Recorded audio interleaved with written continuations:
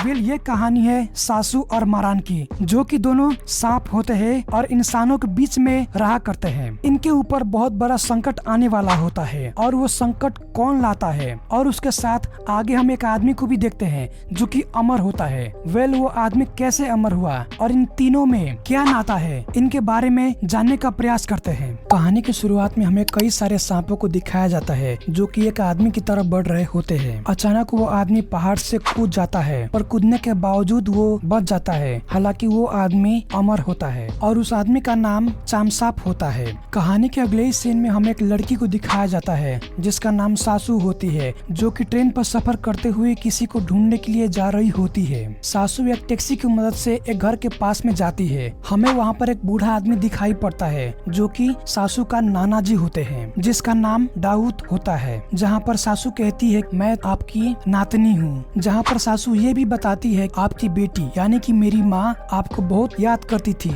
उसके बावजूद आप उससे मिलने की कोशिश तक भी नहीं की। जहाँ पर दाऊद कहता है क्या तुम मुझे अपनी गलती सुनाने के लिए आई हो, जहाँ पर सासू कहती है मैं आपको यहाँ पर धन्यवाद कहने के लिए आई हूँ। ये सब बातें होने के बाद सासू अपने नाना जी को कुछ बीज देती है, फिर सासू वहाँ से चली जाती है। आगे हमें दाऊद के घर के पास एक दूसरे घर को दिखाया जाता है, जहाँ पर हमें एक लड़की जिसका नाम दीबा होती है जो कि अपने भाई मारान से जाकर मिलती है। इस कहानी के अंदर मारान एक खास किरदार है। सीसू अपने नाना जी का घर छोड़कर एक होटल में रहने के लिए जाती है। आगे हमें मारान के फैमिली मेंबर को दिखाया जाता है जिसमें उसकी 3 बहनें और उसके पिता होते हैं। इधर दाऊद के घर में पूरे 3 मेंबर होते हैं, जिसमें एक दाऊद और उसका एक आदमी साली और उसकी एक बीबी मेडिनी होती है। दाऊद एक शांत स्वभाव का आदमी होता है जो कि अपने नातनी को लेकर थोड़ा चिंतित होता है। सासू एक प्रोफेसर होती है जिसके लिए वो कुछ लेक्चर अटेम्प्ट करने के लिए स्कूल गई होती है। लेक्चर अटेम्प्ट करने के दौरान एक लड़की उसका फोटो घिस रही होती है जो कि मारान फैमिली का होती है। एक तरफ से कहा जाए तो इस लड़की यानी कि सासू पर कोई नजर रख रहा होता है। इधर दाऊद के घर पर साली और उसकी बीबी चिंतित में होते हैं कि दाऊद इतना शांत क्यों है। आगे हम सासू को देखते हैं जो कि होटल पर जाती है, जहाँ पर उसे मालूम पड़ता है उसे मिलने के लिए कोई आया होता है। सासू अपने नाना जी से मिलने के बाद उसके नाना जी उसे कुछ लेटर दिखाते हैं। ये सब होने के बाद दाऊद वहाँ से चला जाता है। सासू उस चिट्ठी को लेकर अपने कमरे के अंदर जाती है और बारीकियों से हर एक चिट्ठी को पढ़ती है। रात को सोने के दौरान सासू और उसके साथ उसके जो नाना जी है जिनका नाम दाऊद है, उन दोनों को रात को सोने के दौरान बुरा सपना आता है। अगली सुबह सासू उस होटल के मालिक के पास जाता है, जहाँ पर वो कहता है हमें नहाने के लिए कुछ सुविधा चाहिए, जहाँ पर उसके मालिक कहता है यही पास में एक बड़ा सा झील है जहाँ पर आप जाकर नहा सकते हैं। सासू उस झील के पास नहाने के लिए जाती है। नहाने के दौरान सासू की मुलाकात मारान से होती है। बातें करने के बाद दोनों वहाँ से चले जाते हैं। उसी रात को उस शहर में एक बहुत बड़ा मेला लगा होता है, जहाँ पर सासू उस जगह पर घूमने के लिए गई होती है। सासू वहाँ पर घूमने के दौरान उसे एक ताबीज दिखाई पड़ता है, जहाँ पर वो लड़की शाह मारान के कहानियों के बारे में बता रही होती है और उस लॉकेट को बेचने के लिए रखी होती है। और जैसे तैसे करके वो लड़की ने सासू को वो ताबीज पहना देती है। ताबीज पहनने के बाद जैसे वो आगे बढ़ती है, उसे अचानक कुछ आवाजें सुनाई देने लगती है, जैसे कि वो आवाजें कुछ सांपों की हो जो कि उसे बुला रही है। उस मेले में सभी आदमी झूम रहे होते हैं, पर अचानक आग की लपेटें बढ़ने लगती है जो कि सासू को चारों ओर से घेर लेता है और गले में लगाए हुए लॉकेट वहाँ पर कहीं गुम हो जाता है। उस मेले में मारान भी आया होता है जो कि ये सब देखने के बाद उसे बचाकर वहाँ से ले जाता है। अगली सुबह जब सासू को होश आता है, वो देखती है कि वो अपने कमरे में है जो कि उसके नाना जी का घर होता है। वो कमरे से बाहर आती है और अपने नाना जी से पूछती है कि मैं इस कमरे में कैसे आई, जहाँ पर उसके नाना जी कहते हैं मुझे इसके बारे में कुछ भी मालूम नहीं है, जब मैं यहाँ पर आया तो देखा कि तुम कमरे में सो रही थी। अचानक सासू की नजर मारान पे पड़ता है जो कि घर के बाहर होता है और उसे मिलने के लिए वहाँ पर चली जाती है। सासू जाकर मारान से पूछती है कि क्या तुमने कल रात को मुझे बचाया था, जहाँ पर मारान कहता है कि मुझे इसके बारे में कुछ भी मालूम नहीं है और मैंने तुम्हें नहीं बचाया था। ये सब सुनने के बाद सासू वहाँ से चली जाती है। सासू उस होटल को छोड़ने के बाद अपने नाना जी के घर पर ठहरने लगती है। आगे हम कुछ लोगों को देखते हैं जो कि एक टूटी फूटी महल को देखने के लिए आए होते हैं। उस टूटी फूटी महल को देखते हुए कुछ लोग अचानक जाकर एक इनार के अंदर कूदने लगते हैं जो कि सभी किसी के वश में होते हैं और इस नजारे को मारान के पिता यानी कि उराल देख रहे होते हैं। आगे हमें एक लड़की को दिखाया जाता है जिसका नाम लिलित होती है जो कि बिना कपड़ों की होती है, जिसे बंदी बनाकर रखा गया होता है, जो कि शाह मरान की छोटी बहन होती है और इस कहानी में उसे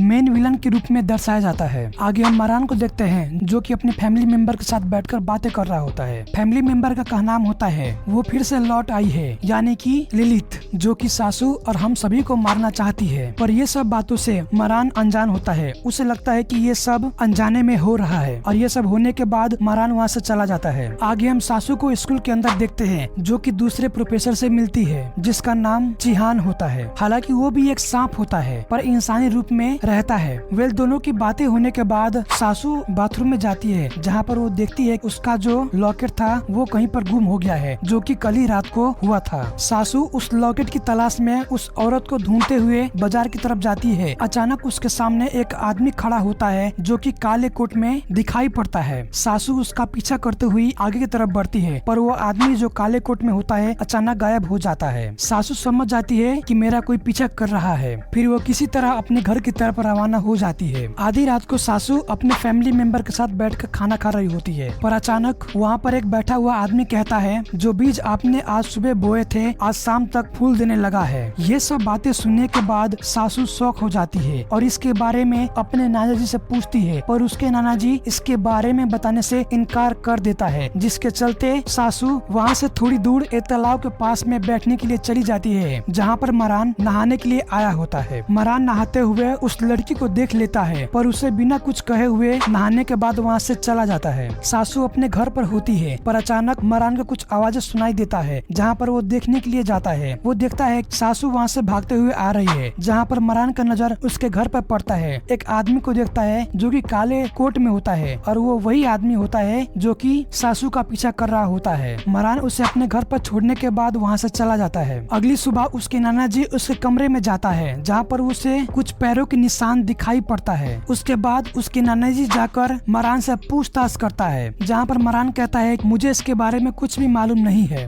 आगे हम सासू को चिहान के साथ घर पर लौटते हुए देखते हैं जहाँ पर सासू घर के अंदर जाने के बाद उसे मालूम पड़ता है कि उसके नाना जी जाकर कुछ मरान को कह कर आए हैं। वे ये बातें सुनने के बाद अपने नाना जी को डांट कर मरान से मिलने के लिए जाती है। मिलने के बाद उसे समझाकर वहाँ से चली जाती है। आगे हम सासू को स्कूल में पढ़ाते हुए देखते हैं पर अचानक उसे बाहर कुछ दिखाई पड़ता है जो काले कोट में उसका पीछा कर रहा होता है। वेल ये सब देखने के बाद सासू उसका पीछा करने लगती है और उसके पीछे से डीबा यानी कि मरान का बहन उसकी पीछा करने लगती है। सासू उस काले कोट वाले का पीछा करती हुई उसके पीछे पीछे जाती है जहाँ पर वो एक कमरे के अंदर पहुँचती है। वो कमरे में पहुँचने के बाद उसके सामने एक बहुत बड़ा सांप दिखाई पड़ता है जिसके बाद वो डर कर वहाँ से भागने लगती है। बाहर जाने के बाद वो बताती है कि मैं इस कमरे में एक सांप को दिखा था पर छानबीन के दौरान वहाँ पर ना ही कोई आदमी था और ना ही कोई वहाँ पर सांप मिला गया था। वेल ये सब बातें होने के बाद सासू डर कर वहाँ से चली जाती है। सासू आधी रात को पी कर टल्ली होती है जहाँ पर उसके झाल के पास में मरान उससे मिलने के लिए जाता है जहाँ पर वो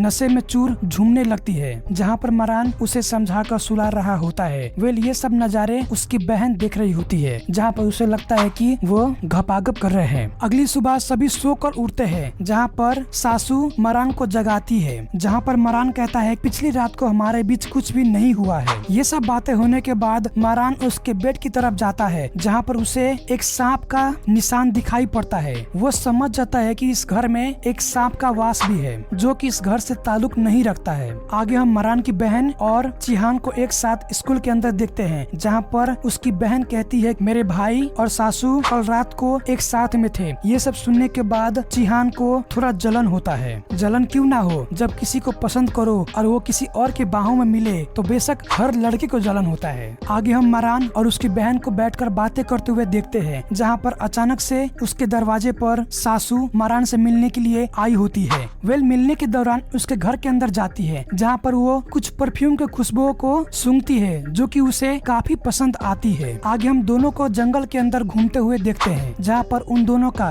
घपाघप करने का मन होता है पर किस करने के दौरान मरान को कुछ आवाजें सुनाई देता है। फिर वह उस आवाज का पीछा करते हुए एक आदमी के पास पहुँचता है जो कि उन सभी का खिलाफ में होता है। आगे हम मरान, उसके पिता और उसके साथ चिहान के पिता यानी कि लकमू को बातें करते हुए देखते हैं जहाँ पर इन सभी का विचार होता है हम सब सांप है और हम सभी पर खतरा मंडरा रहा है और उससे बचने के लिए हमें कुछ करना पड़ेगा। हम यहाँ पर इंसानी इंसानी रूप में रह रहे हैं, पर इंसान को हमारे खिलाफ कोई भड़का रहा है और जिसके चलते अफरा तफरी का माहौल बन सकता है, जिसके लिए इन सभी बैठकर बातें कर रहे होते हैं। जिहान को उस जलन के बाद शाम को सासू से मिलने के लिए आया होता है, जहाँ पर सासू कहता है मैं ठीक हूँ, और उसे बातें करने के बाद उसके हाथ में एक नोटबुक थमा देता है, फिर वहाँ से चला जाता है। सासू का हाव भाव देखने के बाद अब ये तो लगता है सासू मरान के प्यार में पागल हो चुकी है। फिर वो कुछ सेंट छिड़क कर सो जाती है, पर जैसे ही उसका आँख खुलता है वो अपने आप को जंगल के बीचों बीच पाती है और उसके सामने एक बहुत बड़ा सांप भी होता है, जिसे देखकर वो डर रही होती है। फिर अचानक वो सांप उसके पास आकर उसे डस कर वहाँ से चला जाता है। आगे हम काले कोट में वही आदमी को देखते हैं जो कि सासू का पीछा कर रहा होता है। वो काले कोट वाला सासू को वहाँ से उठाकर ले जाने के लिए आया होता है, पर अचानक वहाँ पर मारान पहुँच जाता है और सासू को बचाकर वहाँ से ले जाता है। सासू को बचाकर ले जाने के दौरान वो समझ जाता है कि घर पर ले जाने के दौरान वो बच नहीं पाता, जिसके लिए वो अपने घर पर ले जाता है और बाथ टब में रखकर उसका इलाज करता है। अगली सुबह सासू को होश आने के बाद वो अपने तबीयत के बारे में बताती है, जहाँ पर उसे बीते हुए घटनाओं के बारे में कुछ भी याद नहीं रहता। ये सब बात होने के बाद सासू अपने घर पर जाती है, जहाँ पर उसे लगता है जो वो बातें मरान के बारे में सोच रही थी उसके हिसाब से वो गलत है।